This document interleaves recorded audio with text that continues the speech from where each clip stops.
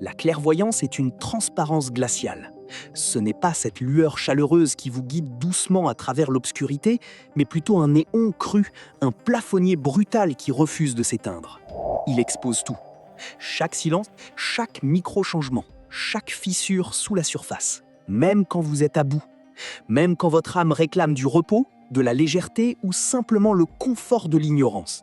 La plupart des gens traversent l'existence avec des lumières tamisées, juste assez pour avancer.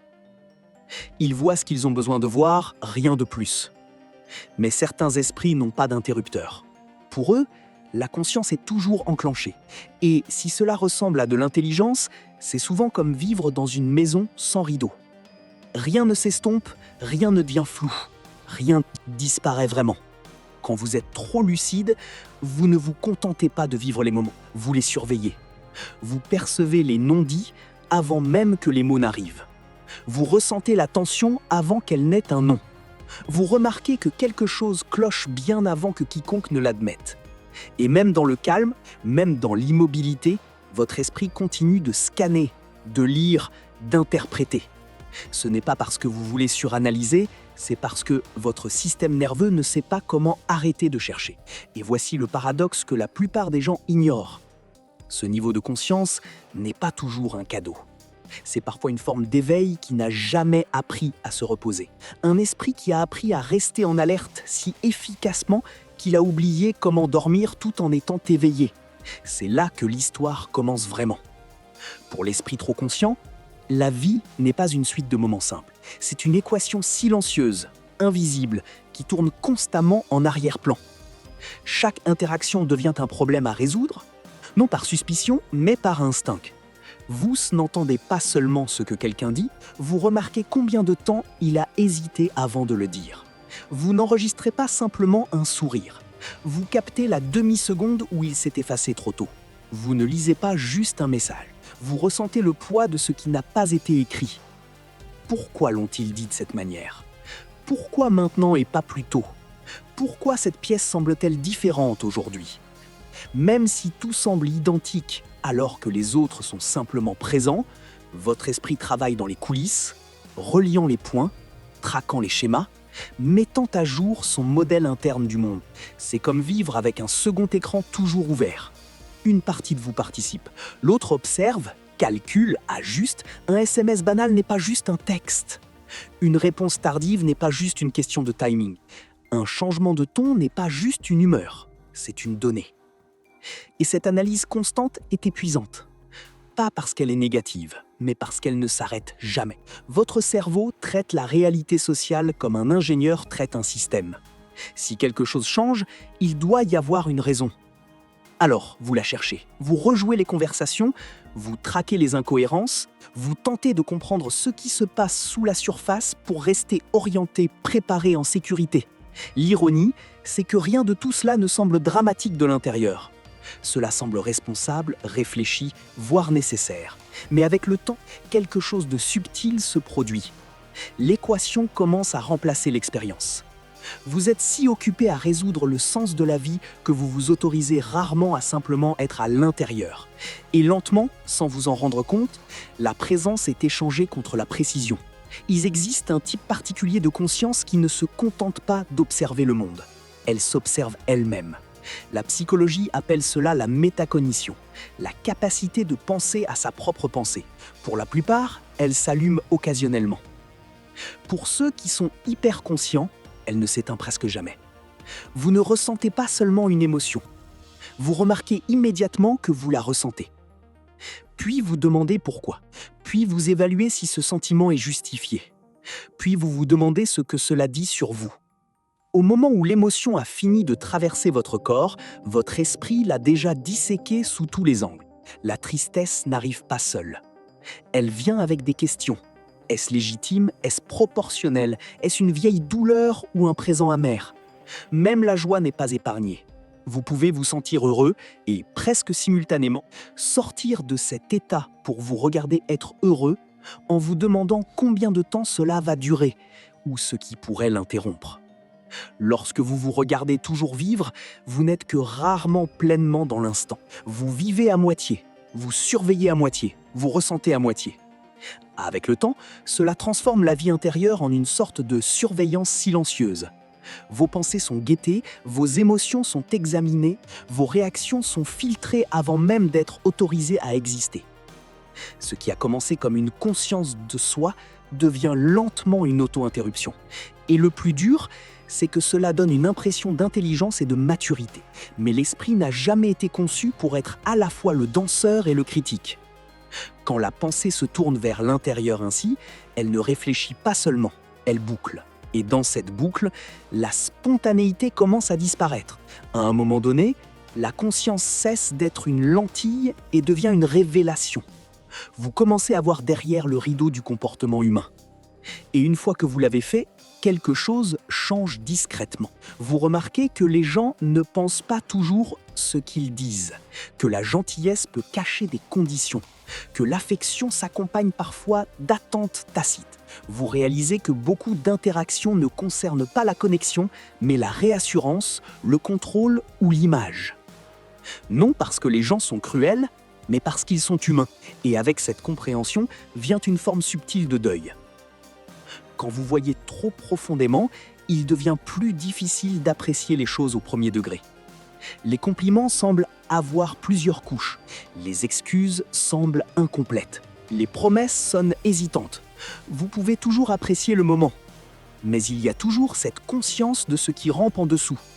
C'est là qu'un chagrin silencieux commence, le chagrin de perdre son innocence relationnelle, la capacité de prendre les mots pour des mots, les gestes pour des gestes, l'amour comme quelque chose de simple. Une fois que vous avez vu combien de fois les gens se contredisent, comment la peur se déguise en confiance, vous ne pouvez plus totalement l'ignorer. Les relations commencent à ressembler à une danse entre projection et perception. La communication devient quelque chose que vous traduisez au lieu de simplement la recevoir. Vous comprenez que la plupart des conversations sont des malentendus habillés en accords.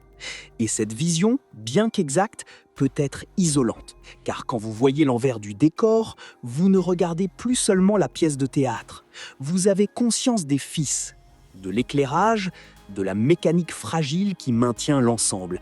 Et même quand la performance est magnifique, une partie de vous sait à quel point elle pourrait s'effondrer facilement. Ce savoir ne vous rend pas cynique. Il vous rend prudent et parfois un peu seul. Pour les personnes profondément conscientes, l'empathie n'est pas quelque chose qu'elles activent. C'est un programme qui tourne toujours en arrière-plan, comme un système qui ne dort jamais. Vous n'écoutez pas seulement ce que les gens disent, vous ressentez le poids émotionnel sous les mots. Vous captez quand quelqu'un se retient. Vous remarquez le changement de posture, la tension dans la voix, l'instant où le regard décroche. Bien avant que quoi que ce soit ne soit formulé, vous savez déjà que l'équilibre est rompu. La psychologie appelle cela l'empathie cognitive, la capacité de comprendre le monde intérieur de l'autre sans qu'il soit partagé.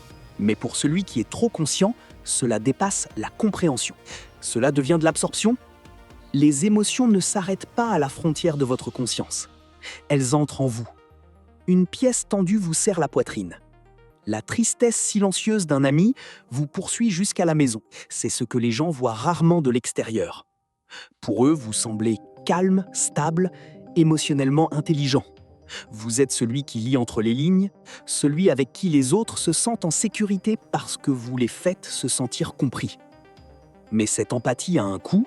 Quand vous êtes toujours branché sur la fréquence émotionnelle des autres, vous commencez à porter des sentiments qui ne vous ont jamais appartenu au départ. Vous ressentez la culpabilité ou la tension des autres, même quand personne ne vous le demande. Et parce que vous comprenez d'où viennent ces sentiments, vous les repoussez rarement. Vous les gardez, vous régulez l'ambiance de la pièce. Vous devenez le réceptacle émotionnel qui absorbe, traduit et lisse. Et bien que cela ressemble à de la force, cela amène souvent à l'épuisement. Parce que quand vous êtes toujours celui qui comprend, personne ne pense à vérifier si vous avez besoin d'être compris vous aussi. Une empathie qui ne s'éteint jamais ne vous connecte pas seulement aux autres, elle vous apprend lentement à disparaître à l'intérieur de cette connexion. Et c'est là que la conscience commence à peser lourd. Non pas parce que vous vous souciez trop, mais parce que vous portez plusieurs systèmes nerveux à la fois. La conscience n'habite pas seulement l'esprit. Pour beaucoup, Elle vit d'abord dans le corps. La psychologie appelle cela l'interoception, la capacité de ressentir les états internes comme les battements de cœur ou la tension. Tout le monde possède cette faculté, mais dans certains systèmes nerveux, le volume est poussé au maximum. Vous ne vous sentez pas simplement anxieux. Vous remarquez votre changement de rythme cardiaque avant même que la pensée n'arrive. Vous sentez l'oppression, le creux subtil dans l'estomac, ces sensations s'enregistrent comme des informations et votre esprit commence immédiatement à les interpréter. Quelque chose ne va pas, quelque chose arrive. C'est là que la conscience glisse vers l'anxiété. Quand le corps devient un flux de données constant, chaque sensation paraît significative. Un frémissement devient un avertissement. L'ironie est que cette sensibilité ne s'est pas développée pour vous nuire. Elle s'est construite pour vous protéger. Un corps qui a appris à détecter les changements très tôt, mais sans guide, l'interoception peut amplifier la détresse. Le système nerveux commence à scanner son propre hôte comme il scannait autrefois l'environnement. Avec le temps, cela crée une boucle. La sensation déclenche l'interprétation. L'interprétation déclenche la tension. La tension crée encore plus de sensations. Soudain, le corps devient bruyant, encombré de signaux qui ne s'apaisent jamais. Comprendre cela est crucial, parce que le but n'est pas de ressentir moins, c'est d'apprendre quelles sensations nécessitent votre attention et lesquelles peuvent simplement passer sans être transformées en une histoire dramatique. Ce niveau de conscience n'apparaît pas de nulle part. Il a une histoire. Pour beaucoup, l'hyperconscience commence dans l'enfance, comme une adaptation nécessaire. Dans des environnements où les émotions étaient imprévisibles, où la sécurité dépendait de la lecture de signaux subtils, la conscience n'était pas une option. Enfant, vous avez peut-être appris à scanner une pièce dès votre entrée, à tâter la température émotionnelle avant de décider s'il fallait parler ou disparaître. Votre système nerveux a appris cela pour vous. Quand un enfant grandit en ayant besoin d'anticiper les bascules émotionnelles, son cerveau devient hautement réglé sur les schémas. Le cortex préfrontal apprend à prédire, le corps apprend à rester en alerte. Avec le temps, la vigilance se transforme en conscience et la conscience devient une identité. Vous ne vous voyez pas comme quelqu'un qui surveille, vous vous voyez comme quelqu'un de responsable. C'est là que beaucoup d'adultes trop conscients se méprennent. Ils pensent qu'ils suranalysent par fragilité, alors que c'est une intelligence façonnée par la survie. La tragédie, c'est que ce qui vous a autrefois gardé en sécurité, c'est pas toujours quand se retirer. En tant qu'adulte, votre environnement est peut-être stable, mais votre système nerveux fonctionne toujours comme si tout pouvait basculer. Alors, il continue de scanner, d'écouter, de se préparer. C'est pourquoi cette conscience s'accompagne d'un épuisement immense. Vous n'êtes pas fatigué parce que la vie est trop exigeante. Vous êtes fatigué parce que votre système n'a jamais appris qu'il était autorisé à se reposer. Comprendre cette origine change tout. Cela remplace le jugement de soi par du contexte. Vous n'êtes pas né trop conscient. Vous l'êtes devenu parce qu'à une époque, prêter attention était vital. Le but aujourd'hui n'est pas d'effacer cette conscience, mais de lui apprendre que le danger est passé. Même si la sensibilité demeure, c'est là que la guérison commence.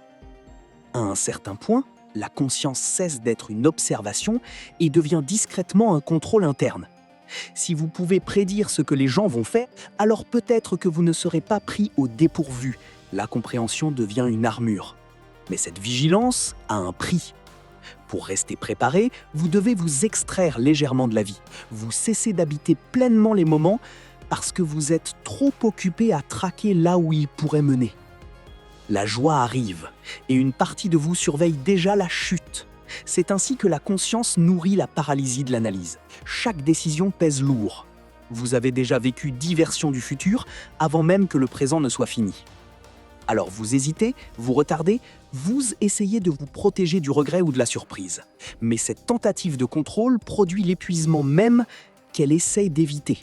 L'esprit reste tendu et la vie commence à ressembler à quelque chose que vous gérez au lieu de quelque chose à quoi vous participez. La conscience utilisée ainsi ne crée pas de sécurité, elle crée de la distance. Plus vous essayez de surpasser l'incertitude par la pensée, moins il reste de place pour vivre quoi que ce soit sans condition. Et lentement, la protection remplace la présence. La solution à l'excès de conscience n'est pas de voir moins, c'est de porter moins. Pendant longtemps, la conscience a pu ressembler à une responsabilité. Si vous remarquiez quelque chose, vous vous sentiez obligé de le gérer. Mais chaque signal n'est pas une mission. Chaque intuition n'a pas besoin d'être suivie jusqu'à sa conclusion. Apprendre à voir sans tout porter signifie développer une perception sélective, la capacité de remarquer sans absorber, de reconnaître sans réagir, de laisser certaines choses traverser votre conscience sans s'y loger. Il y a quelques vérités silencieuses qui aident à recalibrer le système. Chaque silence n'est pas un message caché. Chaque sentiment ne nécessite pas une action immédiate. Certaines compréhensions sont faites pour être gardées, pas analysées davantage. Il ne s'agit pas de devenir indifférent, mais de restaurer l'équilibre. La conscience sans limite se transforme en souffrance. La conscience avec des limites devient de la clarté. Quand vous arrêtez de traiter chaque perception comme une urgence, votre système nerveux commence enfin à se détendre. Le corps apprend que remarquer n'est pas synonyme de danger. L'esprit apprend qu'il n'a pas besoin de garder un coup d'avance pour être en sécurité. Ce changement demande de la pratique, comme desserrer une emprise sur laquelle vous comptez depuis des années. Mais lentement, vous commencez à vivre des moments sans en sortir immédiatement. Vous riez sans vérifier pourquoi. Vous ressentez sans traduire. Vous récupérez votre présence. Et la conscience, au lieu de vous peser, commence à ressembler à un compagnon silencieux plutôt qu'à un fardeau constant. La conscience n'a pas besoin de disparaître pour vous apporter la paix. Quand elle est adoucie par l'acceptation, elle commence à ressembler à de la chaleur. Vous ne cherchez plus à décoder chaque silence. Vous commencez à faire confiance au fait que tout ne nécessite pas d'être compris pour avoir du sens. Certains moments sont faits pour être ressentis, pas expliqués. C'est là que la conscience se transforme en sagesse. La présence remplace la prédiction. La vie devient plus légère, non pas parce qu'elle est plus simple, mais parce que vous ne la portez plus tout entière en même temps. Si vous vous êtes reconnu dans cette conscience, vous n'êtes pas seul. Cette chaîne est un espace pour ceux qui pensent avec soin à l'esprit humain. Si vous avez trouvé de la valeur ici, abonnez-vous et partagez votre témoignage en commentaire.